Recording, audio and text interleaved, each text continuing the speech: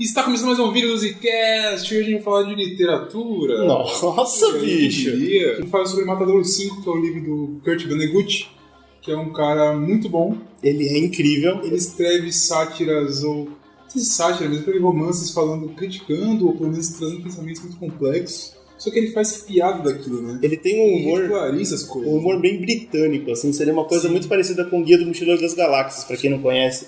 Esse tipo de humor que dá nome ao que você nunca esperaria que tivesse nome, dá sensação a coisas, e é muito bom. Traz conceitos malucos. Funciona muito bem. God grant me the serenity to accept the things I cannot change, courage to change the things I can, and wisdom to know the difference. Esse livro foi escrito em 69. É bem onde está acontecendo a Guerra do Vietnã. E é importante porque esse livro ele é um livro anti-guerra, né? Que ele viveu a Segunda Guerra na pele, e aí quando estava rolando o Vietnã, ele viu de novo os jovens indo pra guerra morrer de novo, mesma idiotice, e falou, não, peraí. Eu preciso escrever sobre isso. Eu vou contar. Ele sempre, né? Mas não foi isso que ele estudou, né? Ele começou estudando bioquímica, na verdade. O pai dele estudava exatas e falou pra ele, você tem que fazer um curso de gente. Aí ele foi estudar exatas, só que ao mesmo tempo ele estudava exatas, mas ele tava naquele sabe, ele tava no jornal da faculdade, sempre escrevendo, coisas desse tipo. Então ele nunca deixou de... Parece que é o que ele gostava de fazer de verdade. Tinha outra coisa que eu vi que ele acabou se alistando pra guerra, tava fazendo essa meada aí. Melhor escape que você tem da faculdade, gente, é esperar a Terceira Guerra Mundial e ir embora. Se alistar e ir embora. Aí ele foi e falou com... E que eu achei interessante, assim, na biografia dele, que a mãe dele se suicida 3 meses antes dele ir pra Europa lutar. Será que é porque ela sabia que ela tava perdendo o filho? Eu não sei, cara, porque o que dizem, assim, as teorias que eu tava lendo, é de que ela queria ser escritora. Eu achei isso interessante, porque pode ser até uma motivação pra ele depois, né? Sim. De focar em escrever e tal. Minha mãe nunca conseguiu esse sonho, então eu vou fazer. Sim, e ela também parece que, tipo, o pai dele tinha um dinheiro uma época, então eles tinham uma vida num nível e eles tiveram que dar um downgrade. Assim. Olha aí, tá. Aí, aparentemente ela ficou um pouco bolada, um pouco chateada. Só acaba com o Boomer. Se você tirar o dinheiro do Boomer se mata. Então, aparentemente foi isso que aconteceu com ela. E tanto que, por exemplo, esse próprio livro ele fala um pouco disso, né? De você ter dinheiro fácil assim, você ter um dinheiro, tipo...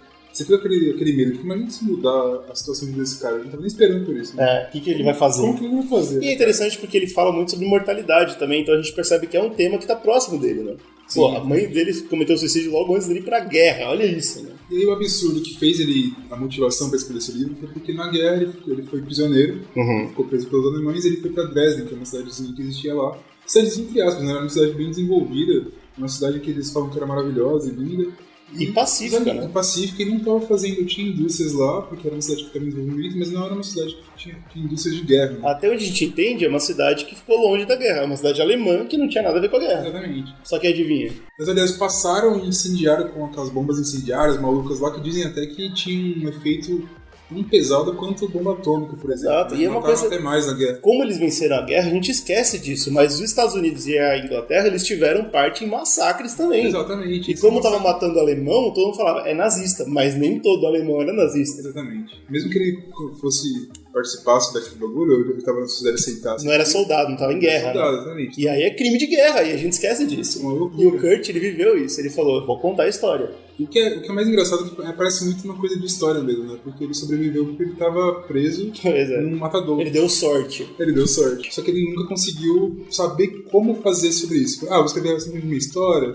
Ele falou que já escreveu e jogou fora várias vezes e nunca conseguiu chegar em nenhum lugar. Ele comenta uma coisa muito boa, que quando ele vai escrever o livro ele tem um pedaço que ele conversa com você primeiro, antes de contar a história mesmo, né? Sim. E ele olha pra você e fala, muito do que eu vou falar aqui pode ser verdade. A parte da guerra quase toda é. Nem ele sabe o que ele tá falando. Ele percebe a complexidade do tema. Não é uma coisa que você chega e fala, a guerra aconteceu e foi assim. Nunca foi assim. E o que eu achei muito legal, esse negócio que você falou dele conversar com você antes de você entrar pro livro, por esse livro é muito importante, porque mostra que pra escrever esse livro ele já estava preparando, uma das milhares de vezes que eu estava preparando pra escrever, ele foi visitar um antigo amigo dele que foi pra guerra com ele, né? Exato. E ele conversou com esse amigo, parece que a mulher dele ficou um pouco incomodada com a situação. Tem que deixar claro nesse livro aí, se você tiver consciência, isso daí são nossas crianças, nossos filhos estão morrendo num massacre idiota. O medo dela é o que a gente mais vê hoje em dia, que é a guerra sendo glorificada. A gente comenta isso em vários filmes, várias obras. Um pouco no vídeo que a gente falou sobre 1917, né? Que é um filme que ele traz a discussão da guerra, mas ele não faz nenhum e outro tão grande. Ele glorifica um pouquinho, ele passa um pano legal. Mas uma coisa que você deixa vê, claro que é escroto. Assim. Sem estar escrito, o que você vê é que são crianças lutando. Você vê isso. Tanto que o subtítulo do livro acusada das crianças, né? Ele colocou pra essa mulher, a mulher do amigo que reclamou, ele falou o seguinte, eu vou colocar um subtítulo e esse livro vai ser pra você entender que eu não tô glorificando nada. A sinopse do livro, né? Qual que é a história que ele traz? Ele não escreveu sobre ele mesmo, ele coloca um personagem fictício que se chama Billy Pilgrim. Eu acho que isso é muito importante, porque o próprio autor ele fala com a gente, né? Eu não sei como contar essa história. Eu não sei como falar da guerra, eu vivi uma coisa que é inexplicável, é quase um Lovecraftiano, no sentido de assim, só quem viu sabe. Sim. Então, eu não vou saber contar por minhas palavras, eu vou contar pelas palavras de um personagem fictício que viveu a mesma coisa que eu vivi. Exato. Inclusive, o personagem encontra ele nessa história. Sim. Que é o Billy Pilgrim. Vezes que encontra, é muito... É incrível, você fica meio maluco assim. Mas ele não existe, mas ele existe. Você tá totalmente dentro da história, de repente o narrador fala, e aí o Billy me viu, você fala... Como? É muito confuso. É muito legal. Ele conta a história do Billy, só que o Billy tem uma coisa especial. Sim. E segundo ele... De acordo com o Billy, ele viaja no tempo. Esse viagem no tempo pode ser um pouco complexo. A gente vai falar alguns detalhes daqui a pouco, quando a gente entrar em spoilers. Mas só pra você que tá... me interessei. Talvez eu vá ler. Eu acho que eu quero ler. Assim, qual que é a ideia que ele traz? O Billy, ele é parecido com o Dr. Manhattan. Aquele conceito que ele traz de que você não tem futuro, o presente, o tempo é uma quinta dimensão e você consegue acessar ele. Tudo está acontecendo ao mesmo tempo. Exatamente. Sendo assim, traz várias discussões filosóficas interessantes para a história. Sim. Você tem uma narrativa, não é necessariamente truncada, mas é que ela vai para o futuro, vai para o passado, vai para o presente. Então você sabe, às vezes, uma informação que você não viu ainda. Que vai ser importante no futuro. Daqui a pouco você vê aquelas coisas e fala assim, tá. E é uma coragem muito grande fazer um livro que é tão influente, vai falar de um assunto tão importante e ter uma narrativa toda quebrada. Uma narrativa que é difícil de ler, a verdade é essa. Sim, você tem que ter muita habilidade, saber o que você está fazendo para você conseguir passar a ideia que você quer, fazendo um experimento, né? Loucura. E não é sem propósito, não é aleatório isso. É porque ele queria contar a história de um cara passando por um trauma, né, cara? Sim. A dificuldade toda é essa. Ele escolheu essa linguagem pra mostrar como acaba com a cabeça de uma pessoa, como que ele tá lidando. O Kurt, que é o escritor, tá lidando, inventando a história desse personagem, e o personagem tá lidando, inventando essa história de viagem no tempo, ou viajando no tempo. Exatamente. A gente não sabe, e isso que é o mágico da história. Mas pra tratar a morte da guerra que ele viu, ele precisa enveredar pra algum lado. Dá um jeito. E o lado que ele tem é se a morte, se a gente vive todos os tempos, todas as horas, então a morte não tem importância. Então é mais ou menos assim que ele... A guerra não é tão horrível, já que as pessoas estão vivas o tempo todo. É muito complexo e muito bom. Se você ficou interessado, quer ler o livro, fala, poxa, peraí, eu gostei da história. Eu quero ler o livro. É muito bom. Eu vou deixar um link aqui embaixo na descrição, um linkzinho da Amazon, que é o linkzinho da nossa parceria, ou seja, você comprando por ele, você não paga mais caro, mas você ajuda a gente ganha alguma coisa com isso, pra gente tá divulgando um pouco da Amazon. Não quer ler? Tem duas opções aí. Sim. Ou você pode ouvir o audiodrama da BBC. A BBC lançou um audiodrama em 2009, mas aí depende de você entender inglês, porque é todinho em inglês. Ou você pode ouvir a nossa discussão agora, a gente vai entrar em spoiler, a gente vai falar bastante. O que eu não recomendo é um filme que saiu em 72, de um cara chamado George Roy Hill, que fez um filme que, cara, não tem a narração, não tem muitos conceitos importantes do livro. Eu acho que é um desserviço, não vale a pena ver, mas é um cult classic. Quem gosta do livro antigamente gostou muito do filme. E o próprio autor, que foi o Kurt Vonnegut, ele fez uma carta falando: esse é o melhor filme possível da minha obra. Eu não sei se eu estou errado muito, ou se na época era o melhor que eles tinham, mas eu não recomendo. Eu acho que também tem aquele negócio, o Vonnegut tá com medo de alguém fazer um filme incrível que supere a obra dele. Pode ser. Não, isso aí foi o melhor que vocês conseguiram fazer. Vamos parar por aqui. Eu não sei, cara, mas eu não recomendo. Então, se você não quer ouvir o audiodrama, ouve com a gente, que a gente vai entrar em toda a discussão. A gente vai falar algumas discussões aqui que são muito importantes pro livro, então vem com a gente. Vem com a gente. Uma coisa importantíssima de falar, que já é quase um spoiler, se você tá aqui porque você não tá nem ligando, é que o Billy, a história do Billy é travada por um encontro que ele teve alienígena. Sim, isso é uma loucura, né? E isso já é o primeiro momento que você descredita o Billy, ou na verdade fica mais interessante por causa do jeito que ele vai te contar a história? Primeiro que tem esses alienígenas, são tralfamandorianos. Tralfamandorianos. E qual que é a parada? Esses alienígenas, eles têm a visão do mundo, que é aquela visão que a gente falou do Dr. Manhattan, que é a visão de que a gente vê a quinta dimensão, então o tempo é como se fosse o espaço pra gente, então exato. Tudo acontece do mesmo tempo. Eles ensinam pra ele a ver o tempo de uma vez só. Exato. Eles ensinam pra ele a lidar melhor com a morte. Exatamente. Então, a pessoa que morreu, ela tá morta agora, mas no passado ela tá viva. E o passado é agora. O passado acontece agora, ou seja... Não chora, tá tudo bem, a morte não é tão importante. E vocês entendem como isso é importante pra um cara que viveu a guerra, que viveu a desgraça de ver as pessoas morrendo ao redor dele. Tanto que tem uma coisa literária, né, que ele usa no livro, que eu acho que te incomoda ele de propósito, que ele usa uma frase sempre quando acontece qualquer tipo de morte, como uma violência, alguma coisa nesse sentido. Genial. Que é coisas da vida. Coisas da vida. Então você tá lendo, tipo assim, Ele fala, não sei o que lá, e fulano morreu. Coisas da vida. Você fala, ó, ele pode falar isso com fulano morreu, coisas da vida, na frase de baixo ele fala, e outro fulano também morreu, coisas da vida. Ele usa a mesma frase. Ele usa o tempo todo. Você escrevendo, você fala, isso é um erro, não pode fazer isso. Você tem que pensar muito. Tá cansativo, mas coisa. Não. Mas só que é proposital, ele quer que você entenda a mensagem. A mensagem é essa, coisas da vida. A vida não tem valor na guerra. E isso é importante entender, porque ele entende, os alienígenas ensinam pra ele que a vida não tem valor por causa disso. Sim. E aí tem uma coisa muito legal que ele usa, que o narrador usa coisas da vida, os alienígenas usam, ele usa. Só que tem uma cena que o narrador fala, inclusive, que o Billy toma banho e morrem milhares de bactérias, coisas da vida. Exatamente. A vida humana é descida ao nível de uma vida de bactéria, cara. Esse exemplo que você deu, acho que mostra a genialidade do Vonnegut, assim, como ele consegue trazer esses conceitos, porque ele fala, a gente fala assim, não, pô, peraí, não é coisa da vida, não morre na guerra, é uma coisa pesada, só que ele tá satirizando, ele tá, tipo, expondo aquilo. É uma sátira. Ele tá querendo meter o louco com você, basicamente é isso. Ele fala, mano, eu tomou banho e milhares de bactérias morreram. Olha, coisa da vida. São a mesma coisa, pros aliens são a mesma coisa. Exato. E aí será que ele tá falando, ele tá falando dos chefões que são os caras que comandam a guerra? Você pode colocar nessa visão. Eu gosto também de uma referência que você me lembrou, que os próprios aliens ele fala, tem um mano que gosta muito, que é o Charles Darwin. Charles Darwin, porque eles comentam que o Charles Darwin, quando ele veio com a teoria da evolução, ele ensinou pra gente que a morte não é um problema, a morte faz parte do ciclo. Exatamente. De novo, é o único jeito de você lidar, meu. Quando você vê todos os seus amigos morrendo, você tem que colocar na sua cabeça, os religiosos falam muito, foi a hora dele. Ou no caso de Darwin, faz parte do ciclo. Assim dói menos. A perda não é tão forte. Porque ele tá lá, né? E é horrível isso, cara. A aceitação é muito mais difícil do que você criar uma narrativa pra isso. É muito sinistro isso. É o que o Vonnegut faz, é o que o Billy faz, aparentemente, dentro da história. É muita loucura, né, cara? Uma coisa que eu adoro sobre essa relação que os alienígenas trazem pra ele, com essa visão diferente, é que eles apresentam a literatura deles. E eles falam, esses símbolos, eles não têm sentido no primeiro momento. São várias sensações perdidas, mas quando você olha o todo, assim como eles enxergam o tempo, né, que tudo tá acontecendo ao mesmo tempo, o autor, ele escolheu esses símbolos pra passar para você um contexto, uma sensação. Então não tem começo, meio e fim. Não tem suspense, não tem um vilão. O contexto geral de tudo aquilo. É muito louco. E qual que é a genialidade disso?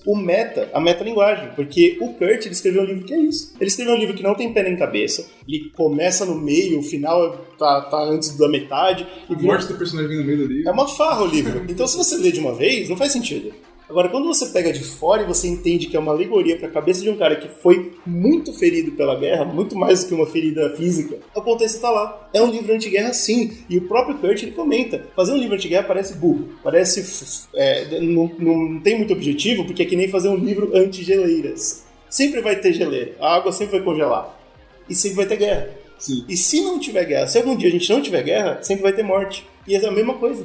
Guerra é morte. E não existe, não dá pra você lutar contra. E outra coisa que fica bem clara é um pouco desse de trabalhar o estresse pós-traumático da guerra. Uma coisa que fica subentendido. Você pode entender, por exemplo, que o próprio Billy, ele não tem contato alienígena, mas ele acha que tem. E ele cria uma narrativa tão louca que ele fode o núcleo familiar dele, fica todo maluco, porque a filha fica preocupada com o pai. Tá doido, né? Tá andando por aí falando sobre o pai tem certeza que foi abduzido e que quando tava abduzido transou com uma superstar. Não, pai.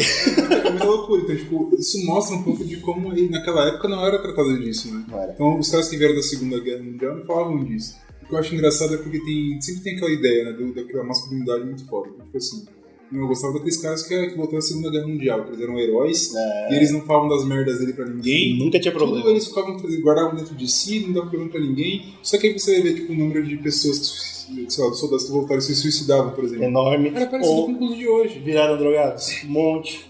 No Vietnã isso foi muito pesado, porque a volta, toda derrota, né? Cara. Esses caras voltaram e não estavam no boomer que estava na Segunda Guerra, por exemplo. Então eles ficaram como vagabundos. E aí fudeu, né, cara? Porque você vai fazer o que com essa galera? Então, eles viraram drogados. A gente pode falar que essa é uma das primeiras obras que mostra o estresse pós-traumático de uma forma muito clara e muito sensível, né? Porque é um cara que sofreu isso que ele tá escrevendo. A gente tem que falar também da linguagem que ele usa. Ele usa uma linguagem sátira. No primeiro momento isso pode parecer esquisito, mas é só um jeito, de novo, de lidar com o que ele tá passando. Sim, ele traz quando o Billy volta, ele fica rico, né? Apesar de tudo que ele passou do trauma, uma coisa eu acho como se fosse o Kurt meio criticando isso, mostrando como as coisas vão continuando. O cara passou aquilo, mas tudo bem. Coisas da vida. Quando ele voltou, ele tá apoiando um governador, tinha uma hora lá que tem um governador, prefeito, sei lá, que da cidadezinha dele, nós lá, que ele tá falando umas paradas sobre guerra, sobre violência. Ele fala, não, eu apoio esse cara. O filho dele nenhuma, o filho dele vai pra guerra, vai pro Vietnã, ou seja, perder mais vidas jovens à toa. E ele fala assim, não sei se eu gosto, mas eu acho que eu me sinto orgulhoso pro meu filho. Ele não sabe o que ele sente. Coisas da vida. Ele não consegue opinar, porque pra ele é coisas da vida, pra ele não tem significado, então isso é muito pesado. Então, outra imagem também que eu acho muito foda que ele faz, e que faz sentido com esse negócio até com essa metáfora, essa teoria de que ele provavelmente é real, de que ele inventou esses aliens. Quando ele sai de Dresden, que fica sendo bombardeado por dias, e ele fica embaixo do matador e ele sai, a descrição que o Vonnegut dá é que ele tá como se fosse na Lua, porque só tem poeira e buraco e etc. Eu acho interessante, porque é como se eu estivesse no espaço. E você tem que fugir da realidade. Eu não tô numa cidade destruída que meu país matou inocentes. Exato. Eu tô na Lua. Esse cara é um poeta. É incrível. Finalmente, uma coisa muito importante, que eu acho que é um dos temas principais também, além dos horrores da guerra, a gente tem que falar sobre livre-arbítrio. Sim. Porque a visão dos alienígenas, ela deixa muito claro, o tempo já tá escrito. Ele é uma linha clara, que se você for de longe, você consegue ver já. Então, na verdade, você só é um barco na corrente. Sim. O que você faz não importa muito, porque já tá tudo escrito. É calmante, né? Pra certas pessoas isso é um pensamento que acalma, falar, tudo bem, ufa, ainda bem. Tem todo um plano pra mim. Eu sou tão horrível, nossa, eu tô aqui só seguindo. Mas no caso do Billy é mega importante, porque ele tem que entender que os horrores que ele viu e que ele cometeu na guerra não são culpa dele. O próprio nazista, os nazistas se defenderam assim, né? Lembra no final, quando acabou a Segunda Guerra, os nazistas falavam, eu tava seguindo ordens. Eu não sou o vilão. Tem uma coisa maior que eu, que me controlou a fazer isso. E aí, quando você joga tudo na mão do destino, a vida fica muito mais fácil. O Billy abraça essa ideia. E aí a história conta, ela mostra, né? Especialmente com esse negócio de viajar no tempo, ele sabe como ele vai morrer. Então tudo pra ele é um cara que é apático. Ele desligou completamente. E é assim que você vê muitos veteranos de guerra. Eles ligaram, eles não ligam mais pra nada, porque o que morreu deles na guerra era algo muito importante. A gente vê isso com o Billy desde o começo da vida dele. Desde o começo da vida dele, ele era religioso, ele estava desarmado na guerra. Sim, sabe? Era um cara totalmente preparado. Os soldados salvam a vida dele o tempo todo, os nazistas brincam com ele como marionetes. Ele era um cara que não tinha controle sobre a vida. Sim. Ele nunca teve. Isso é engraçado também, que só pra comentar, né? Os caras que estão em volta dele salvando ele, principalmente um cara que salva ele o tempo todo no começo. O mais malucão. Que é o que morre e tal. Depois vem ser meio que a causa da morte dele no final. É engraçado porque esse cara é meio como se fosse o jovem americano, pelo menos o jovem médio, como ele acha que é ser o soldado. Ele acha que é um herói, que ele vai ser uma ascensão de vida. Eu sou um cara pobre, tô fudido, mas eu indo pra guerra, e eu sendo um herói de guerra, eu vou ascender de vida, eu vou conseguir tirar minha família da militar, etc. Isso é uma coisa muito doida, né, mas cara? É uma crítica incrível que ele coloca. É praticamente você fala assim, cara, vai jogar basquete que você vai ascender de vida. Não, cara, não é basquete, você tá indo morrer, provavelmente. Matar e morrer. E o que foi o que ele fez? Morreu. Inclusive, basicamente ridículo, de uma forma horrorosa. E aí essa falta de controle da vida dele é traduzida quando ele encontra os alienígenas. Essa é a brincadeira toda, e eu acho que isso que é a melhor metáfora que existe, porque os alienígenas pegam ele aleatoriamente, assim como os nazistas fizeram, humilham ele, assim como os nazistas fizeram, só que na humilhação dos alienígenas, ele encontra um orgulho próprio. Ele se encontra. Enquanto os nazistas riam dele, quando ele é capturado pelos alienígenas, ele fala, mas meu corpo tá mais bonito, eu tenho um pau enorme. Ele fala isso, eu tenho um pau enorme. Claramente ele tá vivendo numa ilusão maluca da cabeça dele, onde as coisas são bem melhores.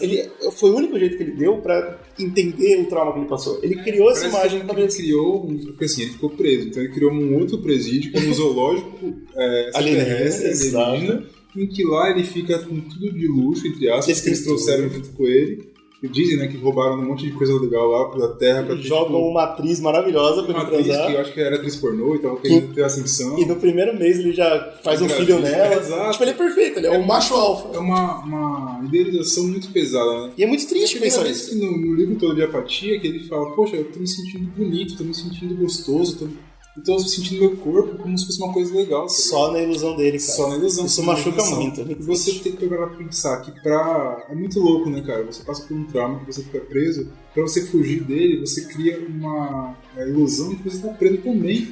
Só que você faz uma loucura, né, cara? É muito doido, né? Machuca. Esse livro machuca bastante. Em 300 páginas ele consegue te fazer ter uma viagem incrível, como a gente comentou. Olhando por fora, é um contexto incrível que ele criou.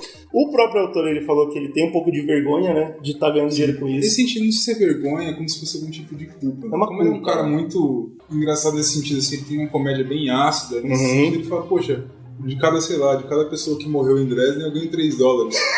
Porque basicamente é isso, ele fala de tudo que aconteceu, o que saiu daí, né? Sei lá, um estudou outro que depois saiu, foi pra lugar nenhum. desprovou, mostrando que de fato teve esse atentado lá. E uma história que eu contei. E fez eu ganhar dinheiro com isso. Que negócio Coisas é esse? da vida, né? Olha isso, que cara. loucura, Coisa né, da cara? vida. Esse cara é muito bom. Assim, a gente super recomenda. Se você assistiu o vídeo todo sem ler o livro, assim, agora você sabe tudo do que se trata, sem entender os contextos, vai ler. Vai ler porque vale a pena ainda assim, porque você tem que entender como esse cara constrói isso. É genial. Cara, é impossível pra gente contar o livro. Cara, é muita loucura, cara. Não dá pra gente contar. Tem muitos detalhes, muitas surpresas e tem muita coisinha. Não sei se tem surpresa no caso. Não tem nenhuma. Não tem surpresa, mas o que tem é a forma com que ele conta, qual que é a imagem que ele monta pra contar aquele caso. Então, tipo, eu vou montar aqui 10 bombardeados, vou montar a imagem nas palavras, que é a lua. Isso faz sentido com os aliens. Eu só, caraca, esse cara é genial. Ele é muito melhor que você ler de fora, então assim, é um livraço, a gente super recomenda.